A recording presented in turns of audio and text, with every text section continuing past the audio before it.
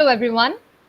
I'm Sneha Roy, and I welcome you all to Stories of Women's Identity and Social Control under TMIS Review's December 2021 project in association with Oxford University Press. We are seeking for submissions too in the form of stories, poems, essays as a part of this project. To know more, please visit www.tellmeyourstory.biz. The topic of our digital conversation today is an important one, that is, trigger warnings and rape culture, narrating and navigating accounts of rape. In this panel discussion, we aim at probing into the concept of how trigger warnings and their significance works, if there is a space for us to create a more nuanced idea of their impact on sexual violence, and how does it all fit into the entire vicious hold of rape culture in society. We will also attempt at looking into how various social factors might create a different understanding of how rape culture operates and what all we need to keep in mind while narrating and navigating accounts of rape. And we are truly privileged to have amongst us Devineni, V.Geetha today, who will be shedding light on this issue from their own diverse forms of engagement with the topic. Before moving on to hear and engage with our speakers, let me quickly introduce them. Devineni is the creator of India's first female comic book superhero, Priya. He has been honored by the UN as a gender equality champion. The interactive social activist comic books Priya Shakti received the Tribeca 52 New Media Fund from the Ford Foundation and is received by the World Bank. We also have amongst us V.Geetha, who is a feminist historian, translator, and publisher from Chennai, India.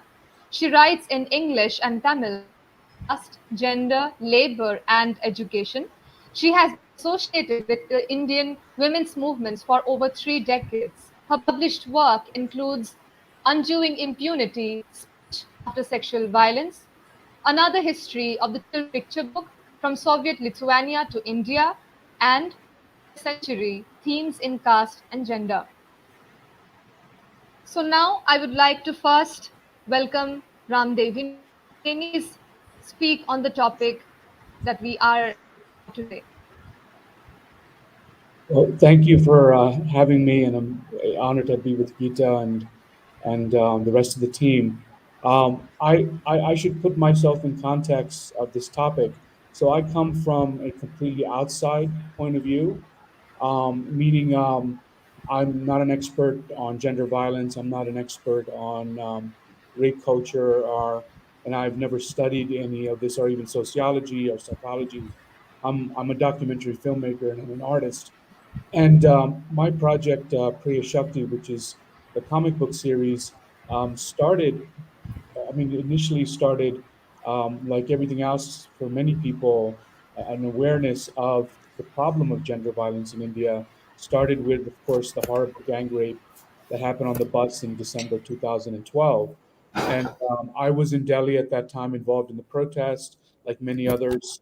And it was through that I started to understand the issue of gender-based violence in India. And I'll tell a story which I've repeated many times, but I think is very relevant to this topic. During those protests, I spoke with a Delhi police officer, asked him what he thought about what was happening here at that moment and what was happening to her, what his opinions were. And he said something that sort of basically started me on this project. He said, "No good girl walks home alone at night. No good girl walks home alone at night," implying that she either deserved it or she provoked the rape. Now, I don't believe he was, saying that that what happened to her. I think the cop had some empathy for what happened to her, but I think what I realized was there was this kind of cloud that existed in him and a lot of Indians. This lack of understanding of the support for survivors and what they would have to go through, and what happened subsequently from that event and all the changes that happened in India is a reflection of that, where there was dramatic changes in the laws and everything else. And what my project really does is try to focus on the culture and how society can support rape survivors. So what I did is I spent almost a year researching, traveling, talking with NGOs, talking with just researching many topics.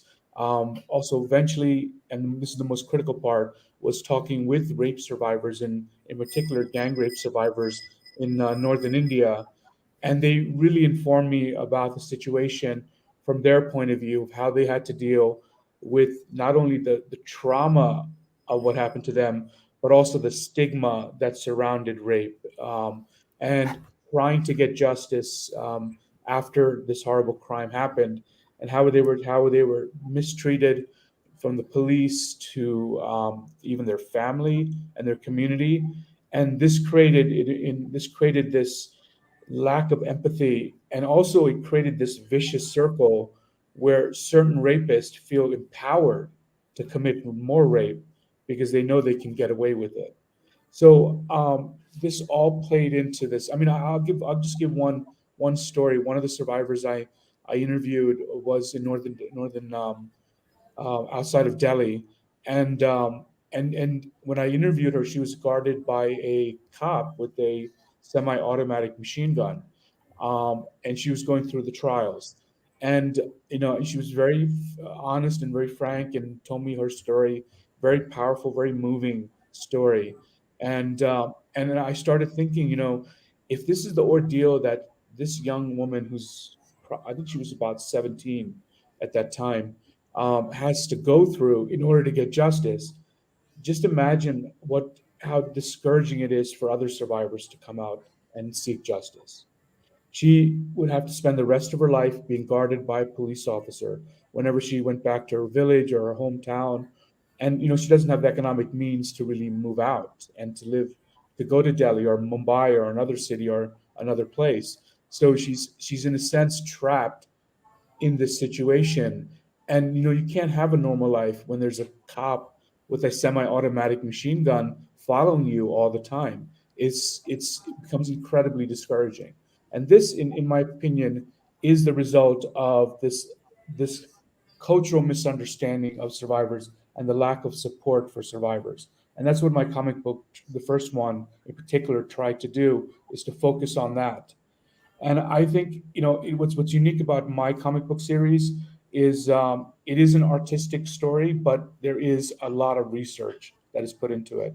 And more importantly, it's the survivors' stories that get integrated into the comic. And secondly, we designed the comic book because it's a very beautiful comic, and it's very compelling, great writing. It's designed, it's strange to say that, because you have to make a comic, an artistic piece, appealing to get people to read it, to experience it, and especially our core audience, which are teenage boys. And we also have integrated things like augmented reality into the comic, and there's many different aspects to our project of trying to reach teenage boys, to have them understand the issues that women go through, and especially survivors go through. And I think it's been successful. We've given out many comics at the Comic Cons, at festivals. Of course, digitally, it's free online for everyone to download. And this started the first of many chapters. The second one dealt with acid attack survivors, and we worked with many acid attack survivors in India, Colombia, the US, the UK, and other parts of the world. And then the third one dealt with Priya and the Lost Girls. I'm sorry, the second one was Priya's Mirror. The third one is Priya and the Lost Girls, which dealt with sex trafficking, and we're continuing to do that with many more editions coming out. So, as I said, this for me, this whole journey was a journey of understanding and awareness about the situation of women in India and the lack of support for survivors. And I'm going to leave it at that, and I look forward to the Q&A, and also listening to Geeta give her presentation. Thank you. Thank you so much, sir. It was really inspiring to get to hear from you how you've taken on such an active role in trying to create change through art, which is so important, and such an important tool for reinforcing empathy among youngsters. And I am sure that V. Geetha ma'am will definitely have a different sort of on this very particular issue too. So I would like to hand over I would like to hand it over now to V. Geetha ma'am to speak on the issue too. Ma'am, it's over to you. Thank you, Sneha, and thanks, Ram, for that very heartening response to this to the horrors that we've been witness to over a long period of time. And I think there's a lot in art and literature and poetry and film that can play a very cathartic role in both. Helping those who've survived sexual violence heal themselves as well as communicate a different understanding of that experience. So thanks for that. So I would like to sort of come to this from my own engagement with the question of sexual assault and rape, which really goes back to my being part of the Indian women's movements from the 80s. And I think one of the issues around which many of us came together was rape.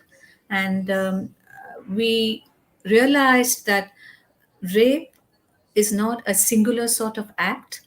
So it may not really make much sense to talk of a rape culture, so to speak. In a broad heuristic sense, of course, a culture which condones rape may be called a rape culture. But I think in the Indian context, there are several experiences of assault, and each of these needs to be unpacked in its own context. And we may want to look at those details carefully. So I want to start with this rather shocking statement that I was witness to when I was working on a project to do with young women in hostels, and this just to get a sense of what does it mean to be young and in the city and in a hostel. And my young research assistants who were working with me were sort of asking questions of about different things. And they realized to their horror that the popular understanding of sexual assault of rape was that it was viewed as a form of intense sexual interest and communication. So, in a sense, you would have somebody say, I'm not pretty enough to be raped, which was, of course, a shocking thing to hear.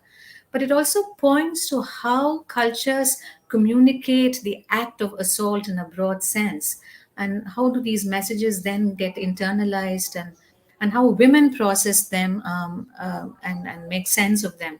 Of course, this is one instance. It may not be widely shared by other young women, but it also points to something about what constitutes rape in terms of its semantics, in terms of its many layered meanings. So that's one instance. Now, rape, of course, is not always only about something that's done to you by someone who you don't know. It's also an act that is carried out by people familiar with you.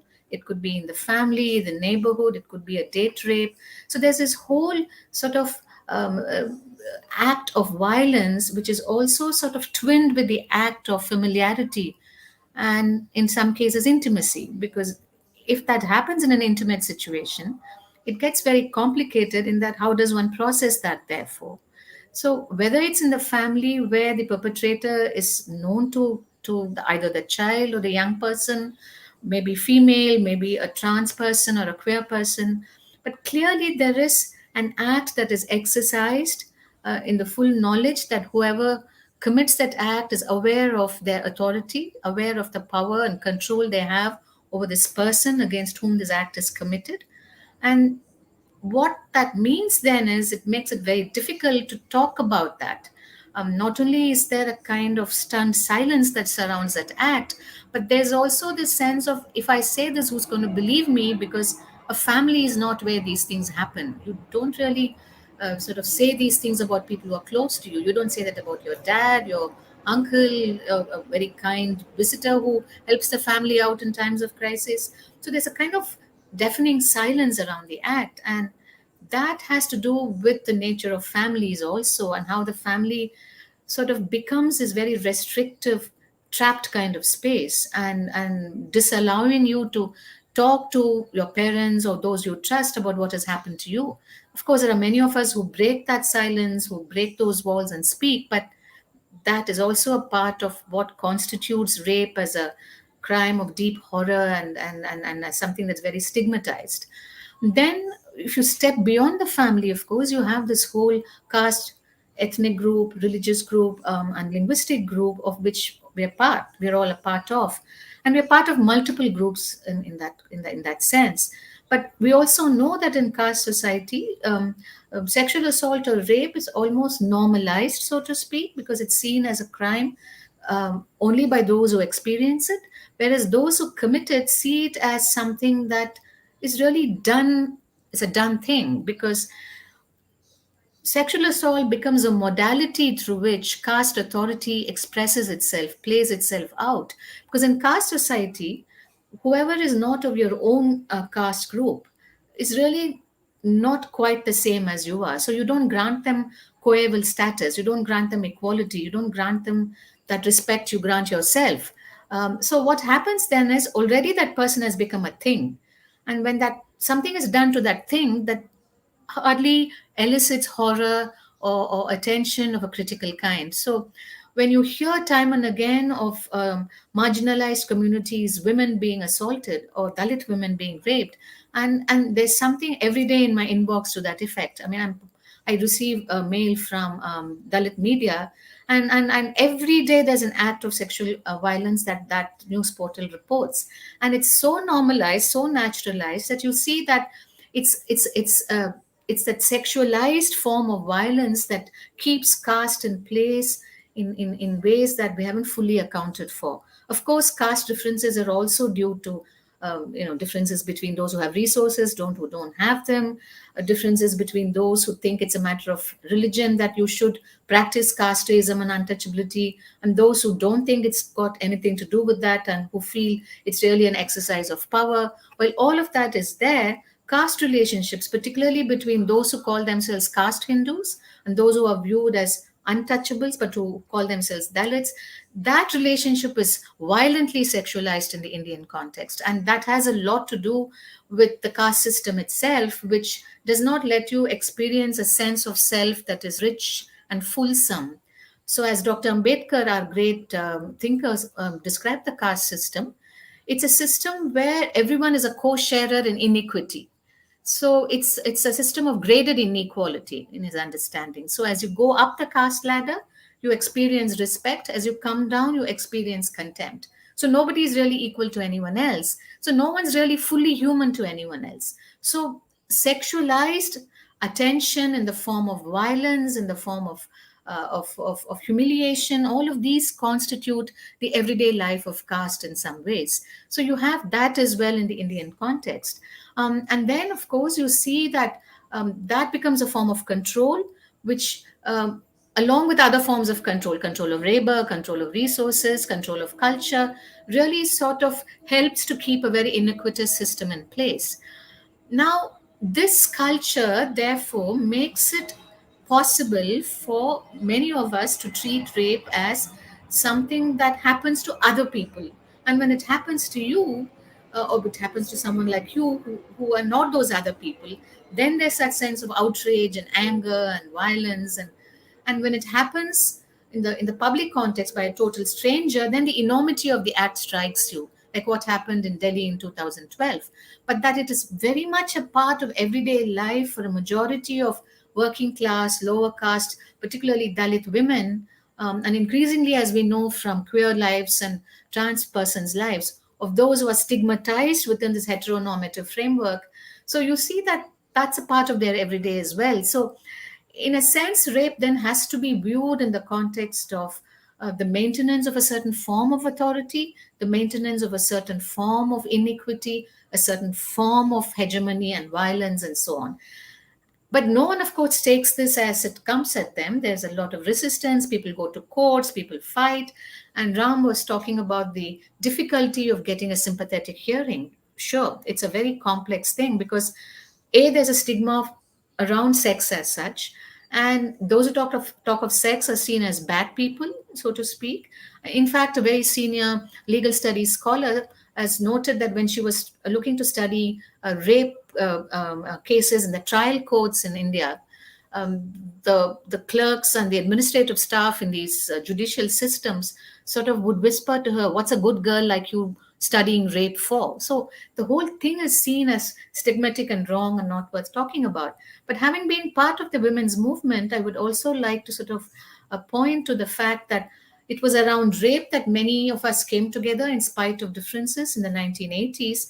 And women's groups had emerged as contexts and forums and centers to both push for changes in the law, work with survivors of violence, work with trauma, work with healing, work with families, the criminal justice system, with the media. So, an enormous amount of work was put in through the late 80s and through the decade of the 90s.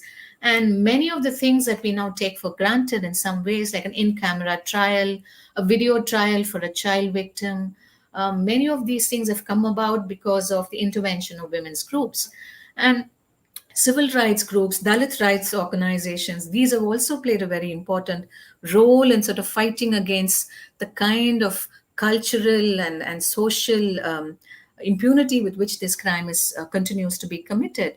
But I think what has flummoxed many of us, and I'm going to end with this and then wait for other questions, is that try as you might to speak about rape, and many of us do speak. We have spoken. In fact, my book, Undoing Impunity: Speech After Sexual Violence, points to the importance of listening and speaking, that we need to listen to those who've endured this ordeal, and we need to also enable conditions of speech.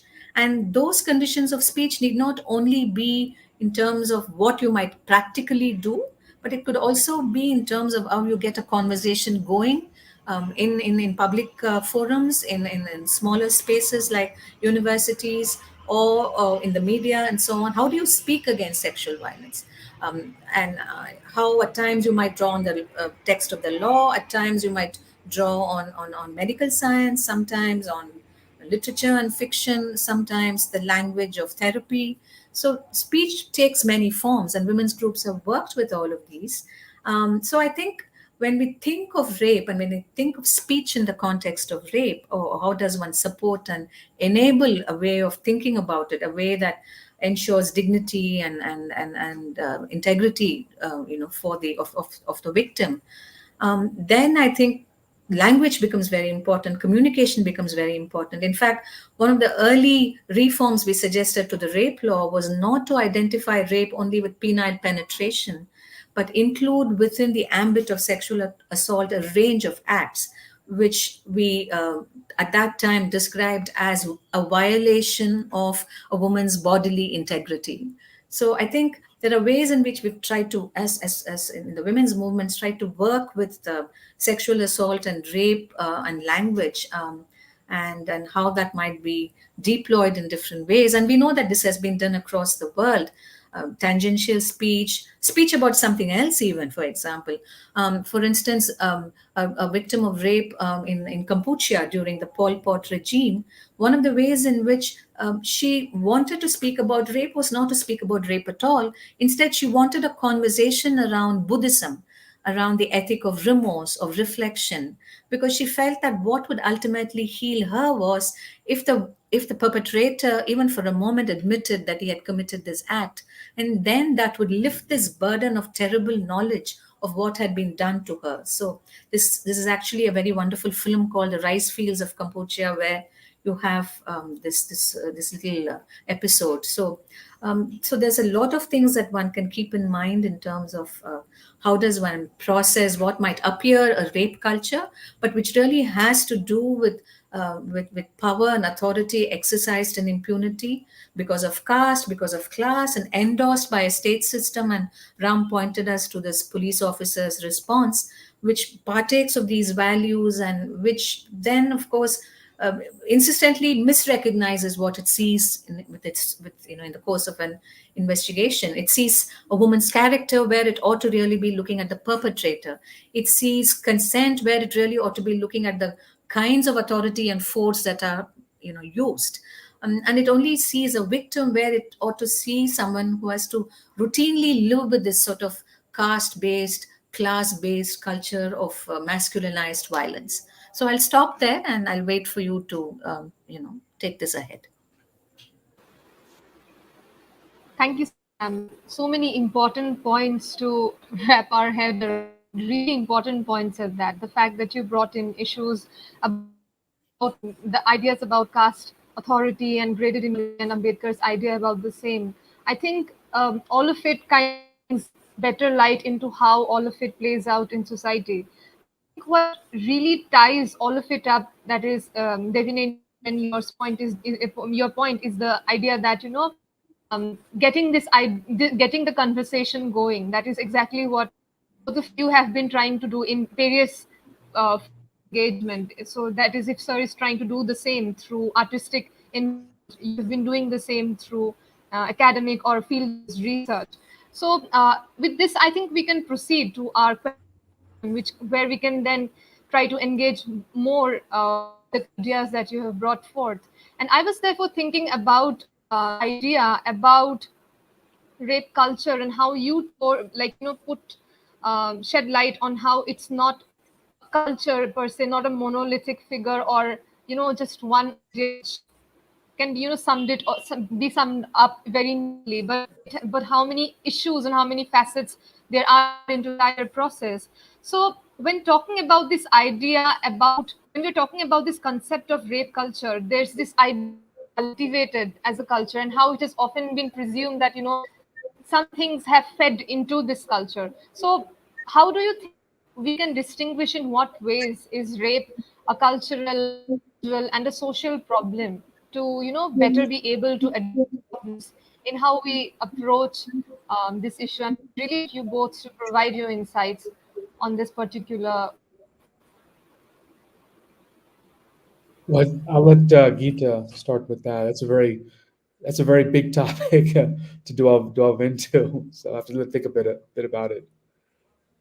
Um, well, I would say that rather than speak of rape as cultural, or as pertaining to a culture, if we were to sort of look at all the very sort of quick look at the examples that I had sort of mentioned, the college student who feels that to be raped means that you are sort of receiving a form of sexual attention, or the young Dalit person who is raped to be shown her place, that how dare you sort of ask questions, or you're defiant and I'll show you exactly who you are, meant to be in the society. Or rape that happens because a total stranger, yes, comes at you, but it's also that that stranger, even if he is poor himself, as happened in the Nirbhaya case in the 2012, perpetrators were none of them upper class people. They may have been from the upper caste, one or two of them, but they were all working class people, really. So, what gives you that power, even if you're otherwise powerless, to sort of think that this body is there for you to take over, possess, and use as you will? And once you start asking those questions, you realize that power and authority play out in an essentially, among other forms, in an essentially sexualized form, and that the sexual act is constantly implicated in acts of power. And so you think of, say, torture, for example. Torture is highly sexualized. And you've had all these revelations about what happened in Guantanamo Bay in the United States. And there are enough fact-finding reports of what's done to people in some of our prisons or in police lockup. And you've heard of stuff happening in interrogation camps and so on. So how does one process that? So clearly it is signal that it's a form of power, and that power derives its force from the fact that uh, any conversation around sex is stigmatized in some ways, and there's always a voyeur's interest in it, or the interest of someone who wants to hear it only to proscribe it, or to draw regulatory controls around it. And therefore, I think what Ram is doing is so important, because he's doing work that will probably engage boys, young men, to think about some of these things differently, that don't see this as a way of expressing yourself, because that's not what it is. It's a very ugly act that produces hurt. And that's not going to make anyone like you any better. It's not a form of gaining attention from whoever you want attention from. So I think that is very, very important, that it is seen as an act exercised in impunity. It's a form, that all power relishes in sexualizing itself in some ways.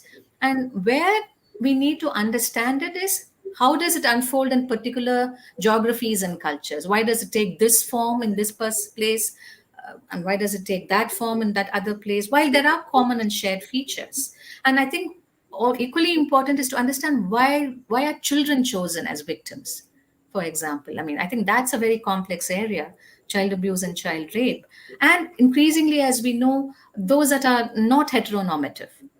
So there's clearly something about these identities which are non-hegemonically there, whether they're not non-hegemonically masculine, they're not non-hegemonically upper caste, they're not of the majority. So they're female or they are trans or they're queer, and they're powerless in some ways in that particular situation. Maybe not at all times.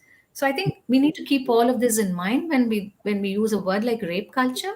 I myself am a bit not sure if I would use it, except in a very broad heuristic sense, to say that most cultures condone rape. But I would really use it to talk about a case or a set of cases, and situate them. And in fact, this is what my book was a part of. It was part of a large project which looked at sexual assault in South Asia, and how have South Asian states and societies engaged with rape and sexual assault. And much of this has to do with our particular histories as well, and the kind of societies that we are. So that's my response. Mhm. I mean, I agree with everything Geeta says. I think the use of the word rape culture can be very problematic, because I know that's one of the big things, especially Indians are really frustrated by, is being perceived that India, and in particular the city of New Delhi, as being this place where women feel that they're completely unsafe, or they're always in a state of potentially being raped. You know, it when you use that term of rape culture, without really being focused on particular cases or things, or situations, it creates this kind of perpetual fear in society and within people as well. And that fear, I am also afraid, will lead to us looking at each other in a very negative and irreversible way. I always say this during those protests in New Delhi, which I was involved with, is I could clearly see that half the people there were women protesting against the frustration that they face every day, but the other half were men that were protesting because they were also frustrated by the situation that they would see in their universities or in whatever work situation, or other places. I mean, there was equal amount of indicated, anger and frustration and support in those protests between men and women. And I also did all these informal interviews on this, just sort of quote, person on the street kind of interviews, ask these random people in different markets in New Delhi, what they felt, this was like really around that time. So it was very hot in people's heads. So I asked them, what did they think about what happened to her? And similar question I asked the police. And I would say about 30-40% were people who responded similar to what the cop did. But what astounded me was 60 to 70% were completely in support of her, and they were angered about what happened to her and the situation for women in India. So I think there is a lot of hope and a lot of possibility. And there's no, I mean, if I saw there was no hope or possibility, there would be no point of me doing my comic book series. There's no reason for me to do it if I don't see hope or possibility in transformation and change. Thank you so much, sir. I'm completely in agreement with the kind of insights you brought into this issue of how rape culture can be problematic, as Geeta ma'am did too. And thinking about this idea then, that if we think then that rape culture is an idea is problematic, so how do we think of a counter culture against the same? Like, would we then says that idea of countering rape culture as something as a counter, or would we have a different name for the same too? And if that is the very reason why this very terminologies, this usage of certain terminologies and the problematic way we use them is the reason why we haven't yet been to pinpoint on certain issues as much as we should have right now. Like, what is your take on this particular idea?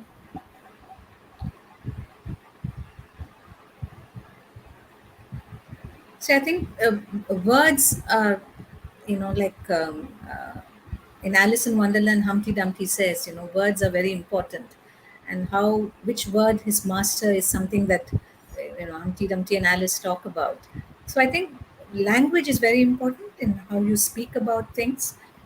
So I think one of the things is, of course, you don't trivialize what has happened. And that's very, very important. That you don't say that, oh, she dressed this way, or she ought not to have done this, or whatever. I remember one of the campaigns that women's groups used to do in the 80s was, we had our equivalent of FAQs, where we would say that, now these are 10 myths about rape that you ought not to perpetrate.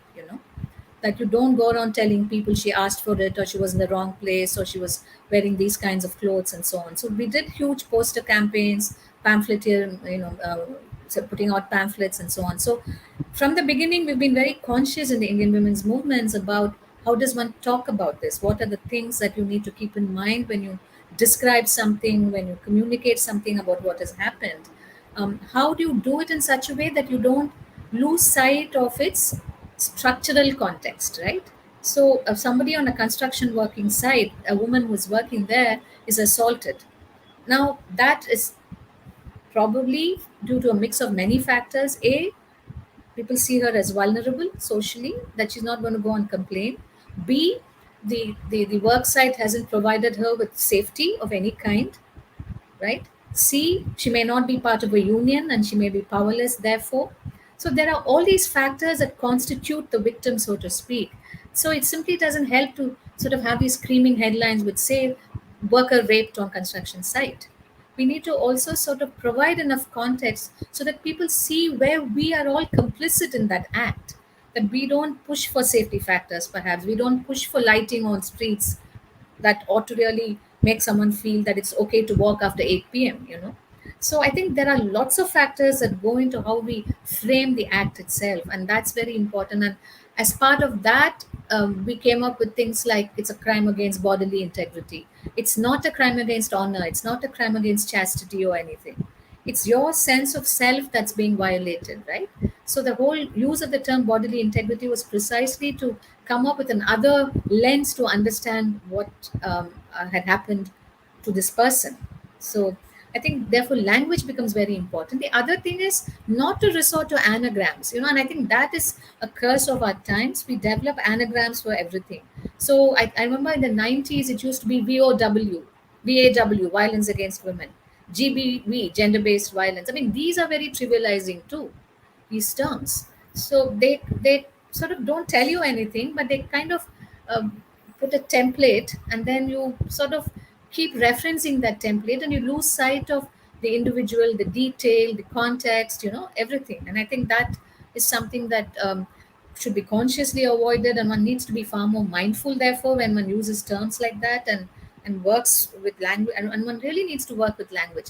But I think the biggest problem for all of us is how does one create a language that is sensitive in the criminal justice system itself, or in medical science, because any of us who's worked with rape victims through the judicial process knows that she has to, or they have to relive their trauma during questioning.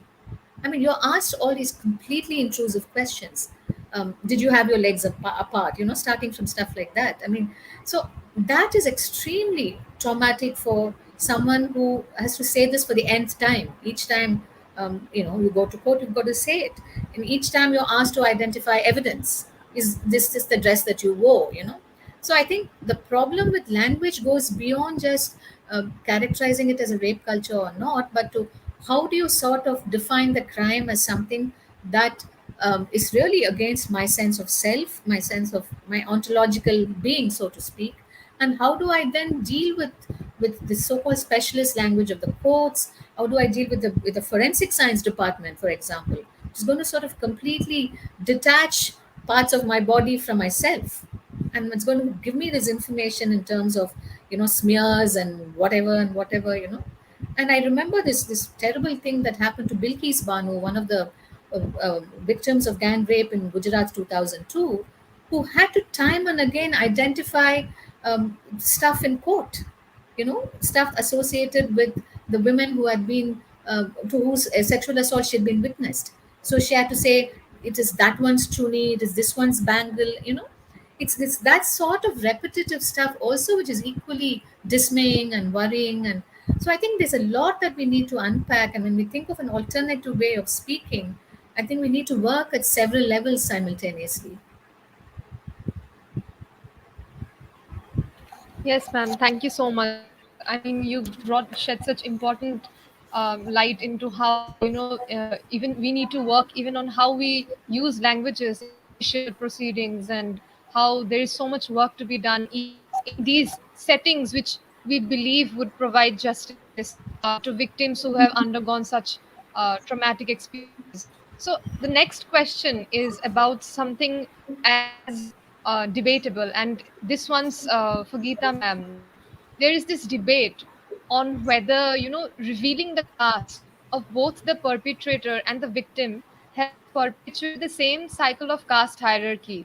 Whereas on another hand, the other school of thought is this, that this argument is then refuted by these people who believe that to not uh, do so is what causes reaction harm. It makes people believe that caste violence does not exist. So how we can make sense of this do you also then think that the idea of trigger warnings, how they work and how they operate, is different when we think about the concept of caste in relation to sexual violence and trigger warnings? Um, apart from stranger violence, which happens in different places across the world, when it comes to caste society, rarely is the perpetrator unknown to the victim. She or they may not know the perpetrator individually, perhaps, but clearly everyone knows who that person is, that he belongs to this community, he lives in this street, and that this is what he has done. So I think not naming or naming really makes completely no sense in that context, because where caste violence is concerned, it's very much a crime committed within the terms of the caste order, right? To sort of show those who defy the order their place in the caste order. And I think it's been especially women that have been at the receiving end, because I think women are seen as those that have to be either sexually controlled, possessed, and violated, or sexually restricted. Upper caste women have to be sexually restricted. Working class and lower caste and Dalit women have to be sexually possessed. So when women refuse to play these roles, then they are subject to violence.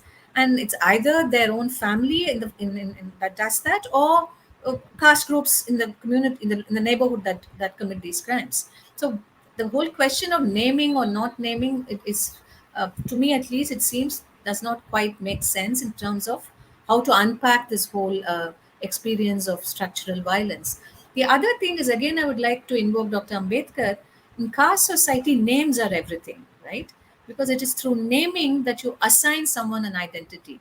If I say Shudra and I am a Brahmin, I bring to my usage a certain vehemence.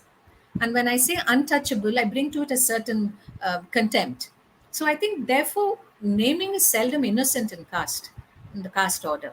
So, and Ambedkar had this fantastic formulation where you said, when Dalits try to name themselves differently, give themselves other names so that they are not viewed as Dalits, he says caste society finds out sooner or later. And he uses a term from botany. He says it's an instance of protective discoloration. You know, he says, you can try, you can imagine that you're protecting yourself, but caste society will never allow you to get away with it. So, in that sense, I think what he calls the routine lawlessness of the caste order, I think one needs to name it, therefore, that this is lawlessness, that when this happens to a Dalit person, it's not the Dalit person's, it's not up to the Dalit person to sort of say that, why is this happening? But for us to look at the caste and rules and say, why are you doing this? What sort of a human person are you that you would do this? So he wanted to revert the gaze to the perpetrator and not focus on the victim constantly. And therefore, I think naming acquires another meaning here.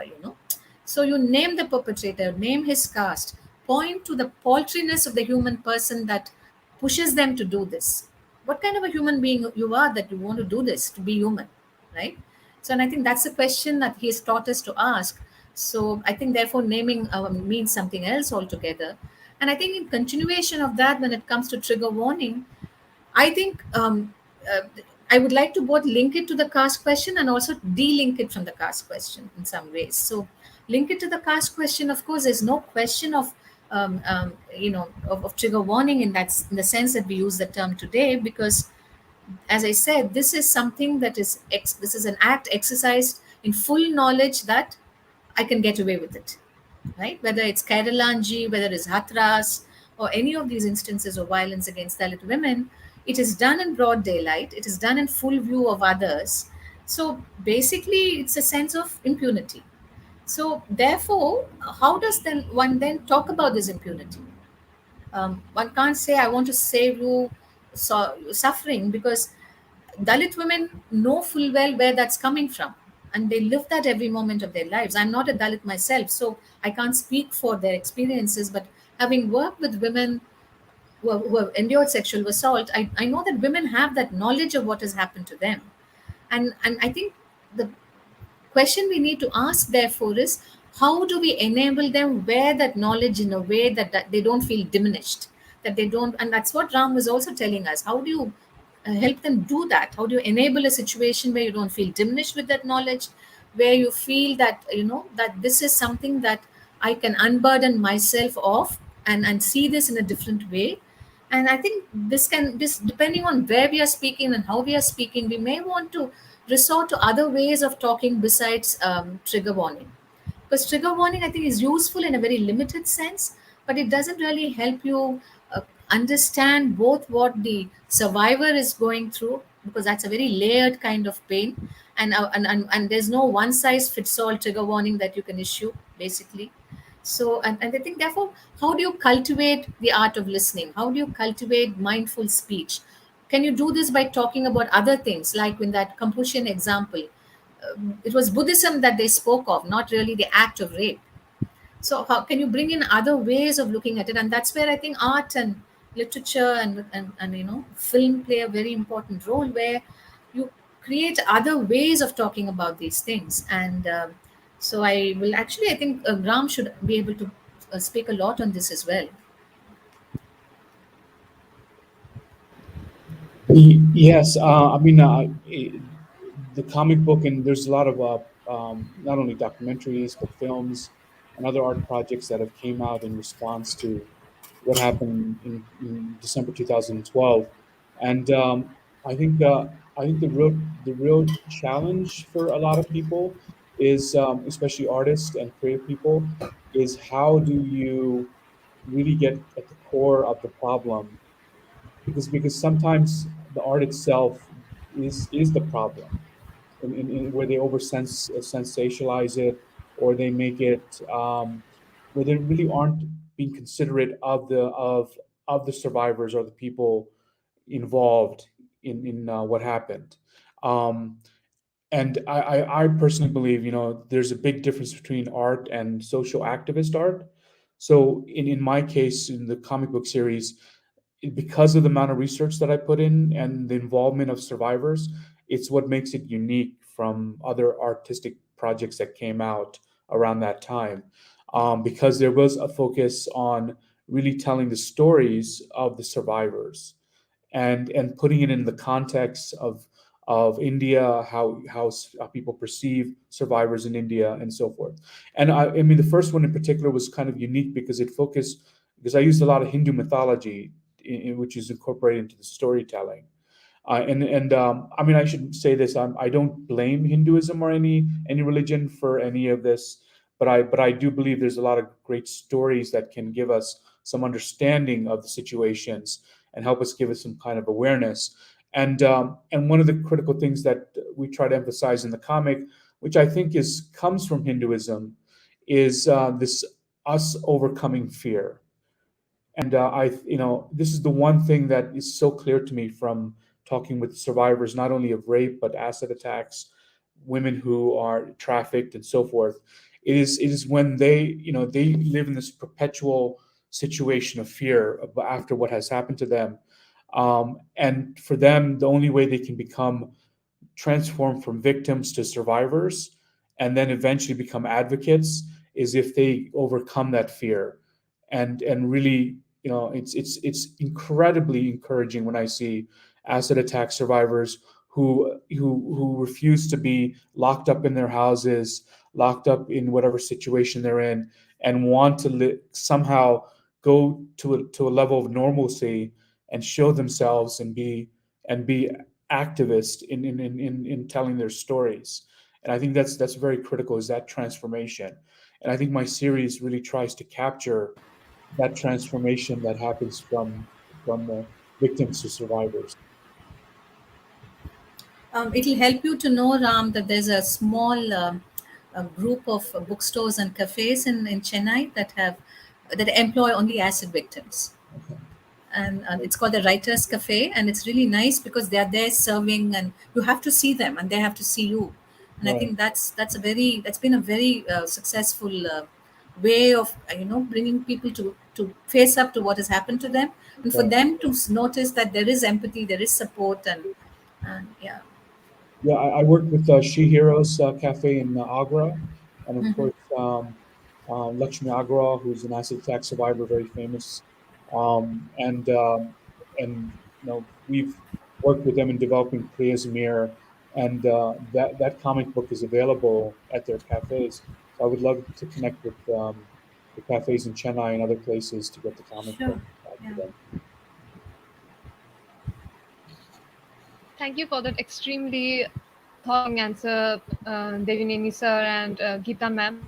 And we can then proceed on to the next question, which kind of connects what we were already talking about. And it's about the kind of role that art and literature play when it comes to assessing trauma, understanding the kind of narratives we can create to have a more nuanced idea, more sensitive hold on things. So this question is specifically for Devineni sir, and I was it's about this idea that in how art and creativity has proved a very potent and a very political tool for victims of sexual violence, well as for activists and feminists who seek to create change through creating a sense of empathy and responsibility with the issues. But you already said that your art also differs in many ways from the kind of art that social activists often employ.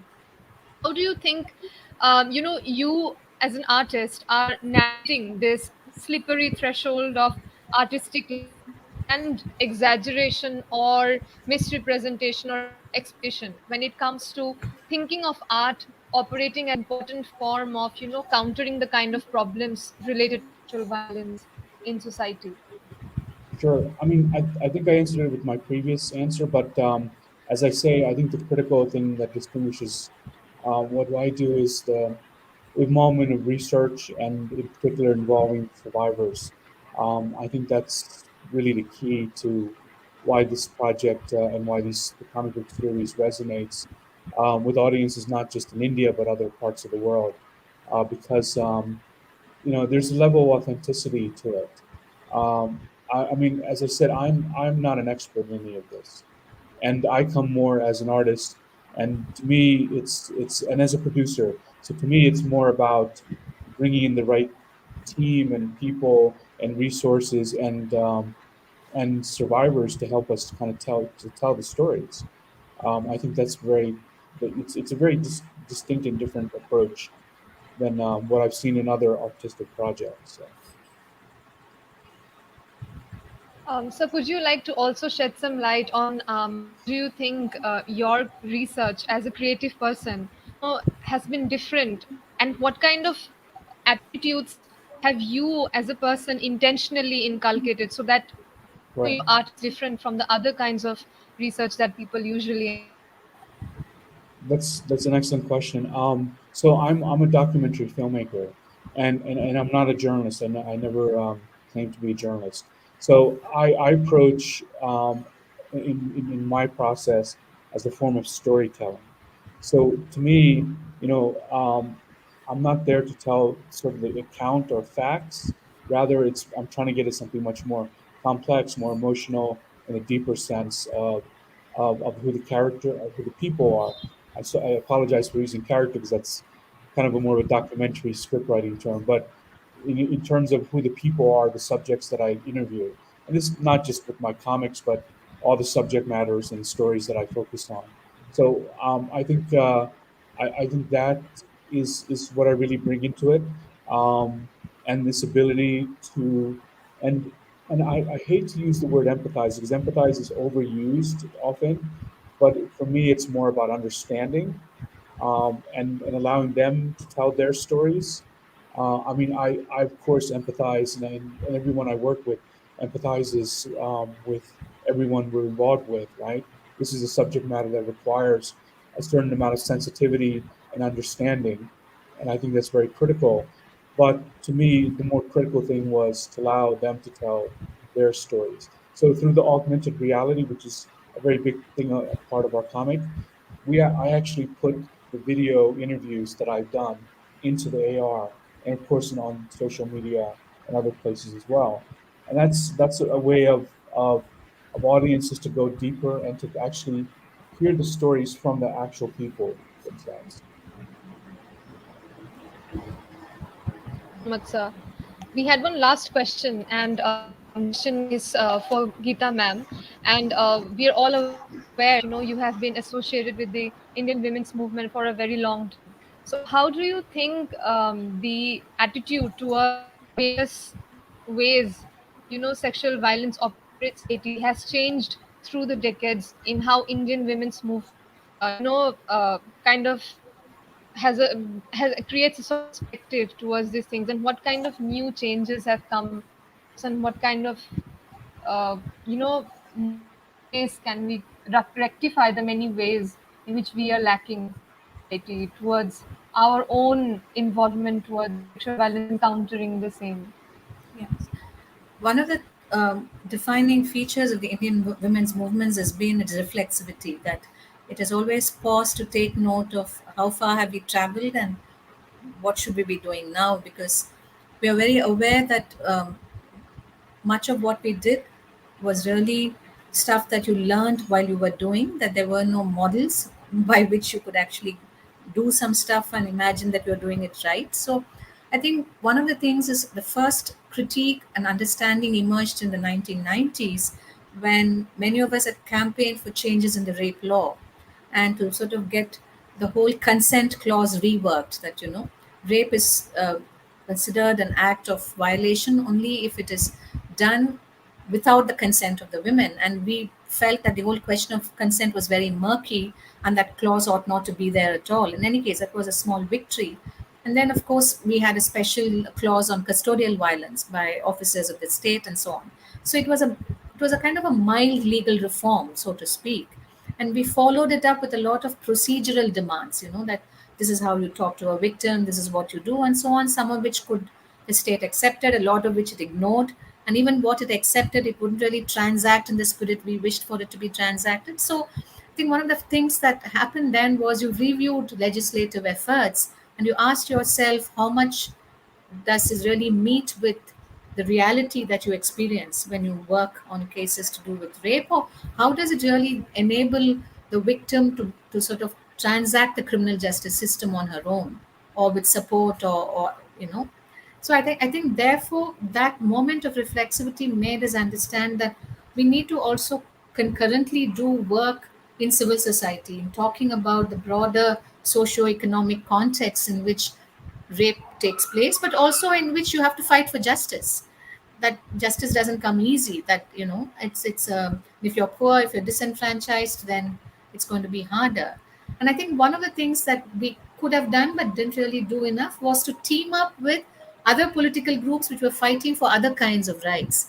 So, for example, you had Dalits and Adivasis in India, the indigenous people. They are covered by this act called the Prevention of Atrocities Against Scheduled Castes and Scheduled Tribes.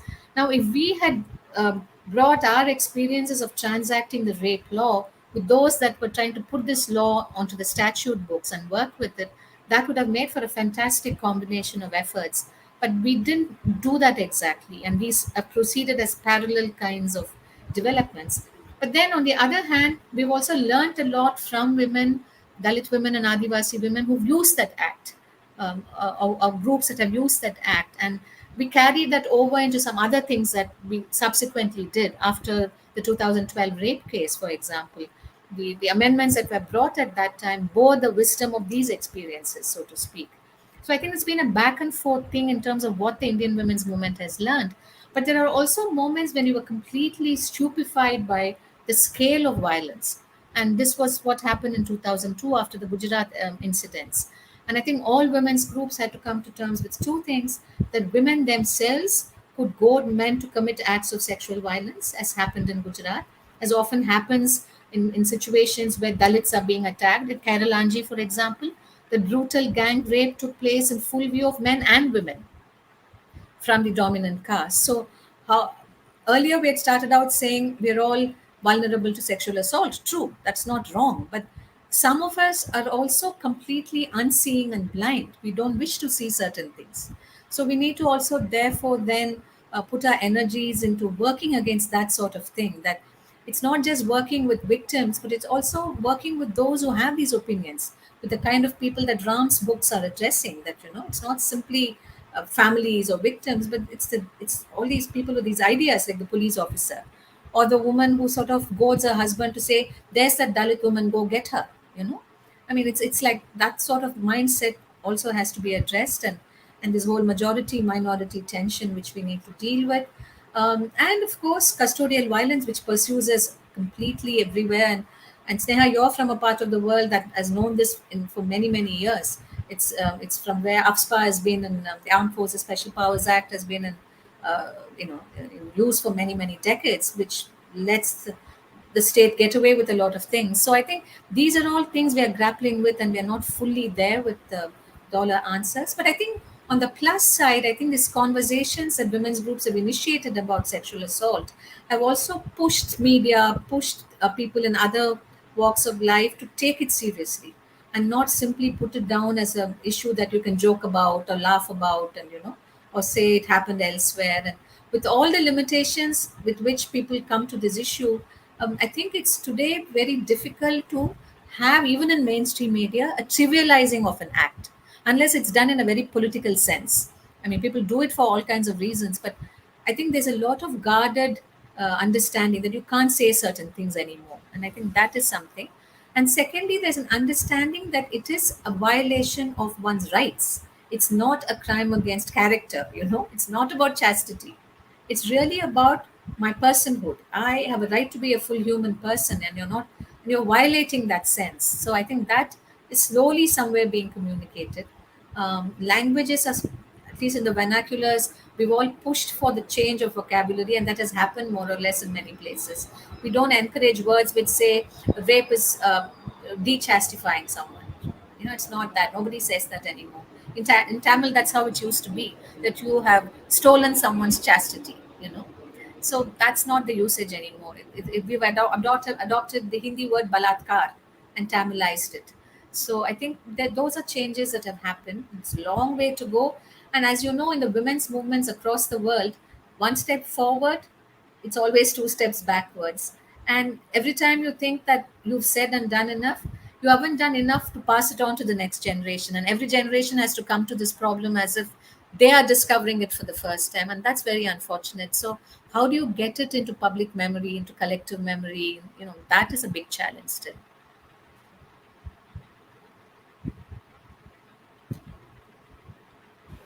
Thank you so much, ma'am. It was such a thought provoking answer, and there's so much to take away from this answer because you've sort of summed up so many important points that we all need to keep reflecting on in our, you know, life. And there's so much to think about, so much to reflect on that, this conversation could have gone on and we could keep talking about it, but there's so much to be done too. And it is with this thought then that we would like to end this panel discussion on that, we have a long way to go forward. And the more we converse, maybe the more such kind of topics would keep cropping up, which often do not see daylight because we're not having enough conversations on these issues. So thank you so much, Geeta ma'am and Devineni sir, for being here today and for spending your valuable time with us and for giving us such insights. insights into this entire issue that we often talk a lot about, but yet cannot seem to wrap our heads around properly, because it's such a complicated thing, such a complicated process, that as somebody who's seeing it or thinking of it as third person, from a third person perspective, we yet still don't understand the kind of process that victims of sexual violence have gone through.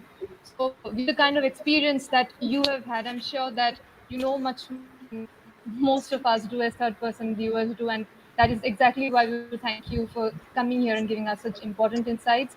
So thank you so much. Thank you. And with this, we come to the end of today's panel discussion. Thank you so much. Thank you, Sneha, and thanks, and Thank very you. nice meeting you, Ram. It's, Wonderful meeting you. Thanks. yes, thanks a lot for bringing us here. Yeah, thank you.